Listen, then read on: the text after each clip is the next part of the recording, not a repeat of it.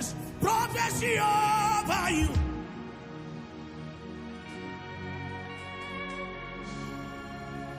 As long as you have the desire to pray, and you know that your life cannot proceed apart from your prayer efforts, then you will take prayer seriously. Prayer must be taken seriously. Just like when you go to work and you know that the money that comes from this work, my salary is what will keep us. Then you see yourself struggling to make sure you don't have an issue with your boss or with your workplace so they don't throw you out. It's the same way we should have that with prayer. And prayer gives us much more. No one was born with the ability to pray. No, it's not a natural thing. It's not something of the flesh. It is a spiritual thing. Anything you are today in prayer is a function of grace. Yes, grace is applied. As you pray, the grace of God comes in your prayer to give you that enablement, to give you that support. I never thought I'll be able to do 3 days dry fast. How? When I was in university, it never came to my mind. It never. Until one day God demanded it. And he said, you need to take the women through a 3 days dry fast every beginning of the year. I was like, are you sure, Lord, that people will subscribe to this 3 days dry and quiet, you said? I said, wow. I said, okay, I will announce as you have said. And I announced it. I said, the day is going to be 2nd to 4th. First day of the year, eat all the rice you can. Because by the 2nd day, you go on a journey. I wasn't expecting much people to come, honestly. Even myself, I was still watching myself like, are you sure I can do this? Dinna, are you sure you're not carrying people to death? The day came. Oh my God. I prepared because, you see, everything was together for good. When God gave me the school, I didn't know that he was also preparing hostels. I didn't know he was preparing hostels for a boarding facility for women to come to pray and do dry fast and stay indoors. And so when he planted that school, I thought it was all about school. But every other thing came. So I said, okay, how are we going to do this? I don't know any venues. Only my school I know. So I said, we will clean out like 3 classrooms, 2. I think it was 2 classrooms I cleaned out and a big hall for prayer. Then the other 2 classrooms will take our mattresses and stay in for sleeping. And lo and behold, we put the attendance. And people started coming, 1 trickling in, 1, 2. I was surprised. The first surprise I had was when one man actually brought his wife in his car with her load, her bucket, her mattress, everything. I was shocked.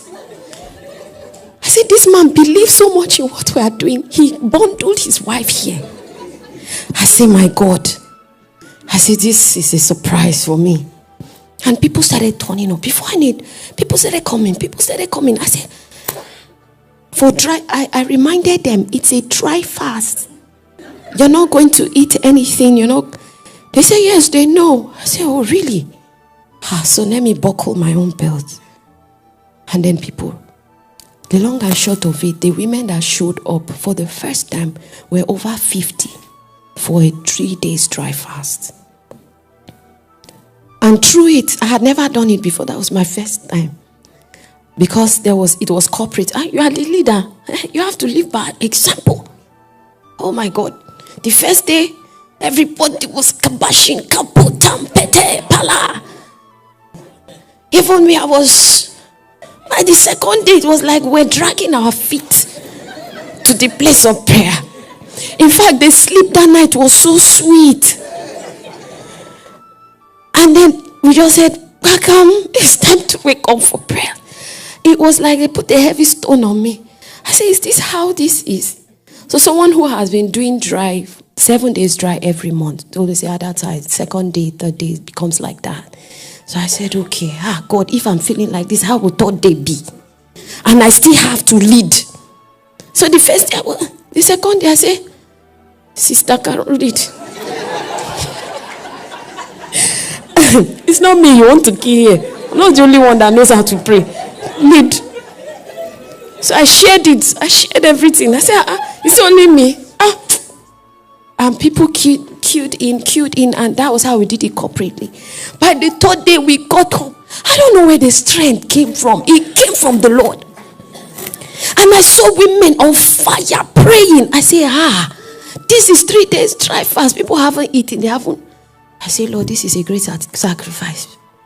Lord, use this sacrifice to bless these women. Whatever they are looking up to you for. And truly that day was. And from that day, all the times we call for dry fast, the last one, they were about 200 and something, or 150, 80 something or so, that came for the dry fast. In fact, the hall is too small now. We don't even know how next year is going to be. But God will always make a way because it's what He wanted.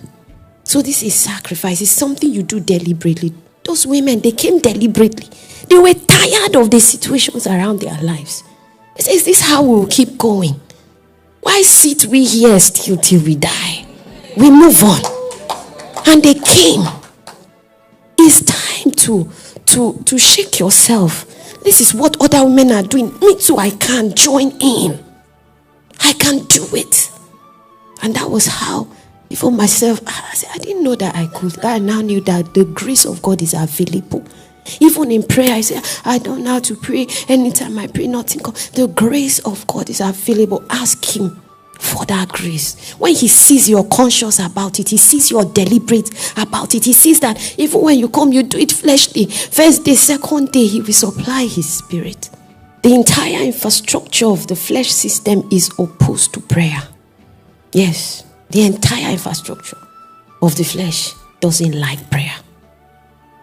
Because prayer is an invitation on God, who happened to be the only personality that can deal with the entire architecture of the fallen nature, to come on the scene.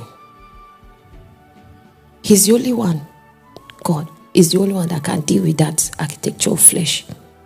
And so when we call upon Him, He will supply His Spirit. There are also hidden satanic systems built into the fall to ensure that we don't find that level of help from God. So the devil doesn't even want us to partake in prayer or to even start any prayer initiative anywhere. When you want to start, he will come with power to oppress you, to suppress you, to subdue you. But you too, you need to stand. Say, this prayer, when we I be able to pray like this, I move.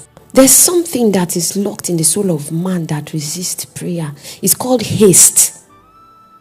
A haste is locked in the soul of man. And this haste does not manifest until somebody wants to pray.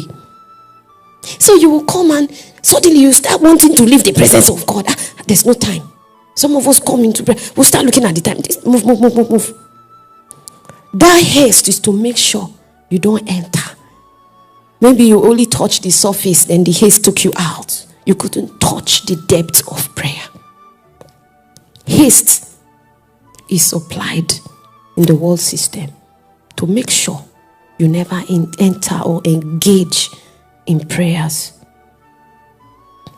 You see that in gisting, the haste does not come. In gossiping, a haste does not come. You even say, when someone say, sister, I have one gist for you, say, sit down. Let me hear. You will get the seat. Say, sit down. Gist me. You have all the time. You don't even care. It's like watching a serious movie. You keep staying there and hearing, really? And you keep staying there. So you see, there's no haste. Then you know that those are things of the flesh. So nothing is opposed to it. But when it comes to prayer, it's time we deliberately come into the place of prayer and we're not looking at time. If you know that that's where your life will spring from, then you prosecute it properly. Stay there. You come like Esther and say, This one is unto death. Oh, if I die, I die. I stay here until you hear me, Lord. Until you answer me. What is needed to sustain this life of prayer mode? Let us look at Acts chapter 2, verse 42. It says, and they continued steadfastly in the apostles' doctrine and fellowship, in the breaking of bread and in prayers. The word there is continued. They continued. They continued steadfastly, deliberately. Every day they met. They did not want to give Satan any chance. Every day they met, and they grew in their number. They grew in their number. As they came together, they became more powerful. These are the men that turned the world upside down. It was in that place where they continued, they received power. They received fire to do what God called them to do what Jesus called them out of their daily routines to do. They continued steadfastly. This steadfastly is the prescription, is the way, that's the style, that's the lifestyle. Leviticus chapter 1 verse 7, please.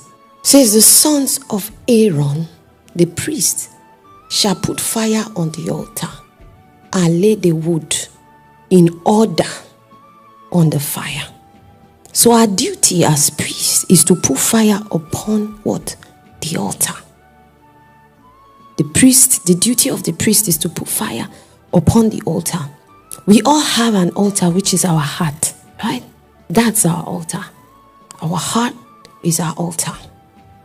And that means that heart, because out of this heart comes forth the issues of life. So God has to deal with your heart. He has to remove every debris that has taken over that heart. And so he begins to deal with you and take you through process, because that is your altar. You cannot relate with him other than your heart. Your heart is where God prosecutes what he wants to do. So if he comes to that heart and the heart is not ready for him, he can't do anything there. That's why I said, even when you come to give your offering in church and you have something and ought against your neighbor, say, drop that. Don't give me. Go back to your neighbor. Ask for forgiveness. Reconcile. Then come back and give me. He's more concerned about your heart than what you are giving.